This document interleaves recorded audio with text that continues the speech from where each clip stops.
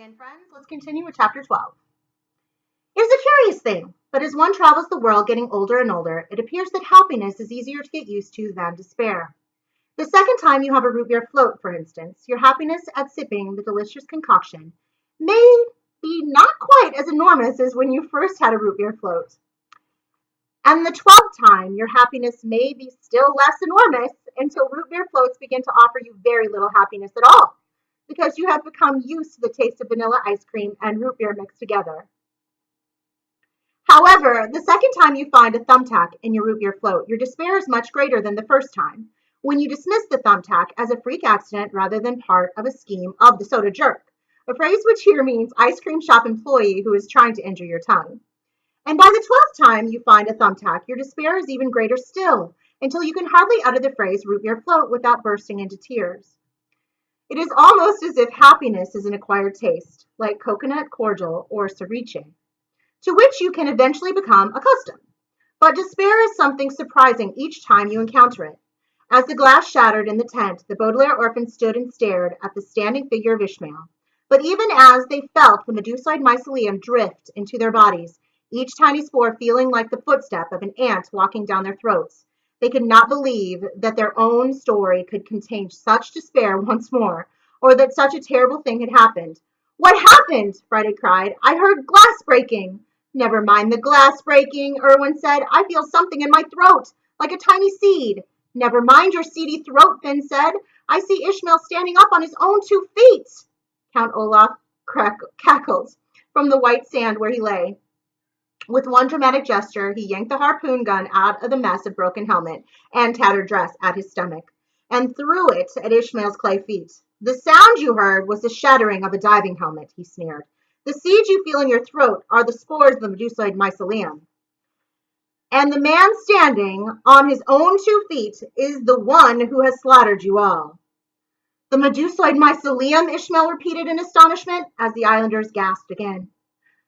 On these shores, it can't be. I've spent my life trying to keep the island forever safe from that terrible fungus. Nothing's safe forever, thank goodness, Count Olaf said. And you of all people should know that eventually everything washes up on these shores. The Baudelaire family has finally returned to this island after you threw them off years ago, and they brought the medusoid mycelium with them. Ishmael's eyes widened, and he jumped off the edge of the sleigh to stand and confront the Baudelaire orphans. As his feet landed on the ground, the clay cracked and fell away, and the children could see that the facilitator had a tattoo of an eye on his ankle, just as Count Olaf had said. You brought the medusoid mycelium, he asked. You had a deadly fungus with you all this time, and you kept it a secret from us? You're a fine one to talk about keeping secrets, Alonzo said. Look at your healthy feet, Ishmael. Your dishonesty is the root of the trouble. It's the mutineers who are the root of the trouble, cried Ariel. If they hadn't let Count Olaf out of the cage, this never would have happened. It depends on how you look at it, the professor said. In my opinion, all of us are the root of the trouble. If we hadn't put Olaf into the cage, he never would have threatened us. True. We're the root of the trouble because we failed to find the diving helmet, Ferdinand said. If we'd retrieved it while storm scavenging, the sheep would have dragged it to the arboretum and we would have been safe. Amoros is the root of the trouble, Dr. Kurtz said, pointing at the young boy. He's the one who gave Ishmael the harpoon gun instead of dumping it in the arboretum. It's Count Olaf who's the root of the trouble, cried Larsen. He's the one who brought the fungus into the tent. I'm not the root of the trouble, Count Olaf snarled, then paused to cough loudly before continuing. I'm the king of the island. It doesn't matter whether you're king or not, Violet said. You breathed in the fungus like everyone else. Violet's right, Klaus said. We don't have time to stand here arguing. Even without his commonplace book, Klaus could recite a poem about the fungus that was first recited to him by Fiona, shortly before she had broken his heart. A single spore has such grim power that you may be dead within the hour, he said. If we don't quit our fighting and work together, we'll all end up dead. The tent was filled with ululation, a word which here means the sound of panicking islanders. Dead? Madame Nordhoff shrieked. Nobody said the fungus was deadly. I thought we were merely being threatened with forbidden food. I didn't stay on this island to die, cried Miss Merlot. I could have died at home. Nobody is going to die, Ishmael announced to the crowd. It depends on how you look at it, Rabbi Bly said. Eventually, we're all going to die. Not if you follow my suggestions, Ishmael insisted. Now first, I suggest that everyone take a nice long drink from their seashell. The cordial will chase the fungus from your throats. No, it won't, cried Violet. Fermented coconut milk has no effect on the Medusoid mycelium. That may be so, Ishmael said, but at least we'll all feel a bit calmer. You mean drowsy and inactive, Klaus corrected. The cordial is an opiate. There's nothing wrong with cordiality, Ishmael said. I suggest we all spend a few minutes discussing our situation in a cordial manner. Sure, that'll work. We can decide what the root of the problem is and come up with a solution at our own leisure. That does sound reasonable, Calypso admitted. Trahison des Clercs, Sunny cried, which meant you're forgetting about the quick action poison in the fungus. Sunny's right, Klaus said. We need to find a solution now, not sit around talking about beverages. The solution is the Arboretum, Violet said, and the secret space under the roots of the apple tree. Secret space, Sherman said. What secret space? There's a library down there, Klaus said, as the crowd murmured in surprise, cataloging all the objects that have washed ashore and all the stories the objects tell. And a kitchen, Sunny added, maybe horseradish. Horseradish is the one way to dilute the poison, Violet explained, and recited the rest of the poem to the children. Queequeg. Is a dilution simple? Wait. The children had heard aboard the Queequeg. Is dilution simple? But of course, just one small dose of the root of horse. She looked around the tent at the frightened faces of the islanders. The kitchen beneath the apple tree might have horseradish, she said. We can save ourselves if we hurry. They're lying, Ishmael said. There's nothing in the Arboretum but junk, and there's nothing underneath the tree but dirt. The Baudelaires are trying to trick you. We're not trying to trick anyone, Klaus said. We're trying to save everyone. The Baudelaires knew the Medusoid mycelium was here, Ishmael pointed out, and they never told us. You can't trust them, but you can trust me. And I suggest we all sit and sip our cordials.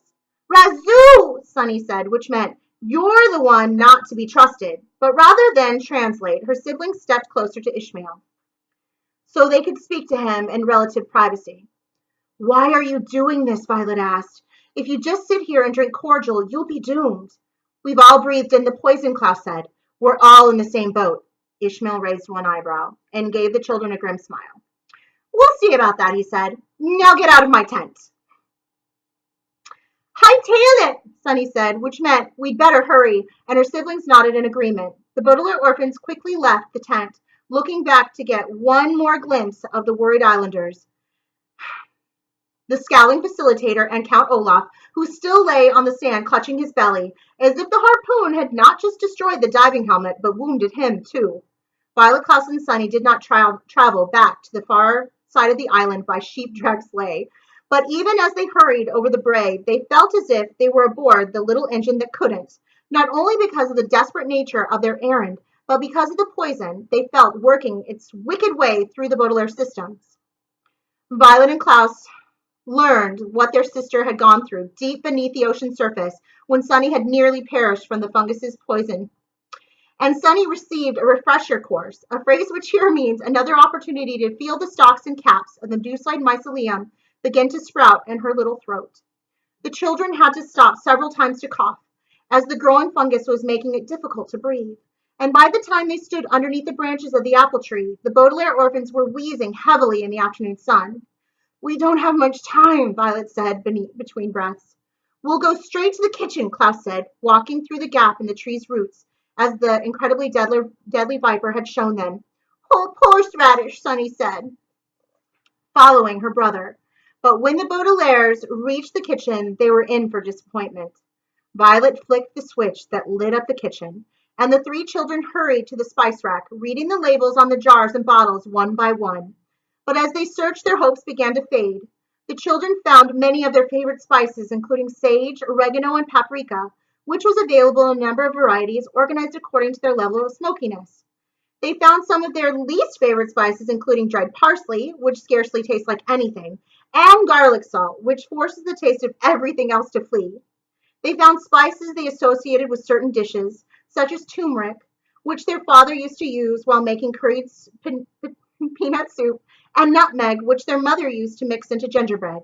And they found spices they did not associate with anything, such as marjoram, which everyone owns but scarcely anyone uses, and powdered lemon peel, which should only be used in emergencies, such as when fresh lemons have become extinct. Silly. They found spices used particularly everywhere, such as salt and pepper, and spices used in certain regions, such as chipotle peppers and vindaloo rub. But none of the labels read horseradish. And when they opened the jars and bottles, none of the powders, leaves, and seeds inside smelled like the horseradish factory that once stood on Lousy Lane. It doesn't have to be horseradish, Violet said quickly, putting down a jar of tarragon in frustration. Wasabi was an adequate substitute when Sunny was infected. Or Yitama, Sunny wheezed. There's no wasabi here either, Klaus said, sniffing a jar of mace and frowning. Maybe it's hidden somewhere. Who would hide horseradish? Violet asked after a long cough. Our parents, Sunny said. Sunny's right, Klaus said. If they knew about Anwhistle Aquatics, they might have known of the dangers of Medusite mycelium. Any horseradish that washed up on the island would have been very valuable indeed. We don't have time to search the entire arboretum to find horseradish, Violet said. She reached into her pocket, her fingers brushing against the ring Ishmael had given her, and found the ribbon the facilitator had been using as a bookmark, which she used to tie up her hair so she might think better. That would be harder than trying to find the sugar bowl in the entire Hotel Denouement. At the mention of the sugar bowl, Klaus gave his glasses a quick polish and began to page through the commonplace book while Sunny picked up her whisk and bit it thoughtfully. Maybe it's hidden in one of the other spice jars, the Middle Baudelaire said. We smelled them, Violet said, between wheezes. None of them smelled like horseradish.